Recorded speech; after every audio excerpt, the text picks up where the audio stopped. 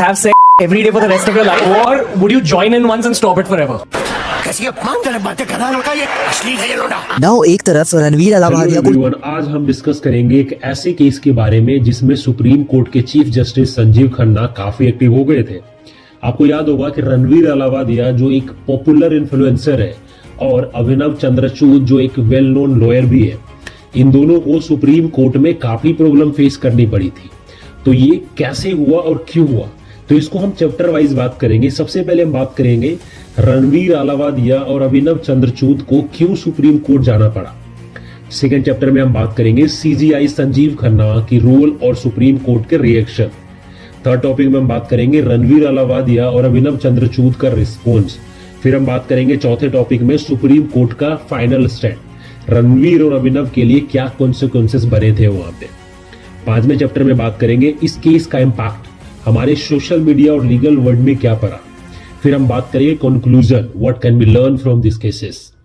ठीक है, सबसे पहले हम बात करते हैं कि और हम ये समझते हैं कि ये जो कोर्ट है, ये जो लोग हैं कोर्ट में क्यों गए थे। रणवीर अलाहाबादिया जो अपने पॉडकास्ट द रणवीर शो के लिए फेमस है, उनको एक लीगल इश्यू का सामना करना पड़ा था। इस केस में उनकी पॉडकास्ट पे कुछ ऐसे कंट्रोवर्शियल स्टेटमेंट की गई थी जो कुछ लोगों को नहीं पसंद आया था। दूसरी तरफ अभिनव चंद्रचूड जो एक इमिनेंट लॉयर है, उनको भी केस में इन्वॉल्वमेंट थी। जो हमारे रणवीर अलाहाबादिया था, उन्होंने उनको एज ए लॉयर हायर किया था। उन्होंने याचिका डाला था अपने रिहाई का। तो अभिनव चंद्रचूड जो कि एक इमिनेंट लॉयर है, उनको भी इस केस में घसीटा गया था। ठीक है, सेकंड है आपका सीजीआई जो खन्ना है, उनका रोल क्या था। जब ये केस सुप्रीम कोर्ट तक पहुंचा तो chief justice of India Sanjeev Khanna ने इस पे काफी स्ट्रिक्ट स्टैंड लिया था।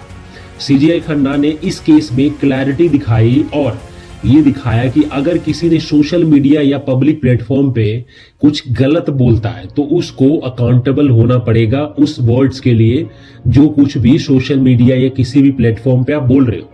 सीजीआई खन्ना का ये स्टैंड इसलिए इंपॉर्टेंट था क्योंकि ये शो करता है कि सुप्रीम कोर्ट किस तरह से आज के मॉडर्न वर्ल्ड में सोशल मीडिया और पब्लिक फिगर्स के लिए इन्फ्लुएंस को समझ रहा है। फिर बात करते हैं कि ये मैटर सुप्रीम कोर्ट में गया ही क्यों।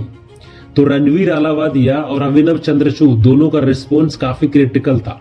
रणवीर अलाहाबादिया ने अपने पॉडकास्ट के लिए अपोलॉजीज भी दी थी और ये क्लैरिफाई किया था कि उनका इंटेंशन किसी भी पर्सन को हर्ट करना नहीं था। और अभिनव चंद्रचूड ने अपने साइड से डिफेंड किया था कि वो बस अपनी लीगल प्रैक्टिसेस के दौरान अपने व्यूज को एक्सप्रेस कर रहे थे, लेकिन कोर्ट ने उनसे काफी सीरियस इशू रेज किया था जिसमें उनकी स्टेटमेंट की लीगल इंप्लीकेशन समझ गई थी।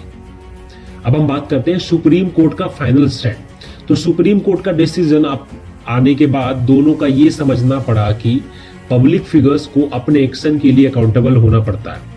सीजीआई संजीव खन्ना ने कोर्ट में कहा था कि आज के डिजिटल एज में पब्लिक फिगर्स को अपने स्टेटमेंट पर रिस्पॉन्सिबिलिटी लेनी पड़ती है, चाहे वो सोशल मीडिया पर हो या किसी पब्लिक फोरम पे। ये केस एक वेकअप कॉल है उन सभी इन्फ्लुएंसर्स और पब्लिक फिगर्स के लिए कि उनको अपने वर्ड्स और एक्शन काफी केयरफुली चूज करने चाहिए, क्योंकि उनके व्यूज का डायरेक्ट इंपैक्ट हमारे सोसाइटी पे पड़ता है। अब इस केस का इंपैक्ट क्या हुआ वो हम देखते हैं। सो इस केस का इंपैक्ट सिर्फ रणवीर और अभिनव तक ही लिमिटेड नहीं था। ये केस सोशल मीडिया प्लेटफॉर्म और इन्फ्लुएंसर्स के लिए एक रिमाइंडर है कि वो अपने कंटेंट और डिस्कशन में ज्यादा रिस्पॉन्सिबल बने। आज के टाइम में जब डिजिटल मीडिया को इन्फ्लुएंस इतना ज्यादा किया जाता है, उनके एक्शन काफी रीचेजिंग होते हैं। इस केस से ये भी क्लियर होता है कि अगर किसी पब्लिक फिगर का स्टेटमेंट सोसाइटी के नॉर्म्स को चैलेंज करता है तो वो लीगल कॉन्सिक्वेंसेस को फेस करना पड़ेगा। ये काफी इंपॉर्टेंट स्टेप है जिसमें कोर्ट ने सोशल मीडिया के ग्रोइंग इन्फ्लुएंसर्स को सीरियसली लिया है। अब अगर मैं कंक्लूजन की बात करूं, what can be learn from this cases. So तो दोस्तों, ये था पूरा केस जिसमें रणवीर अलाहाबादिया और अभिनव चंद्रचूड को सुप्रीम कोर्ट में काफी मुश्किलों का सामना करना पड़ा।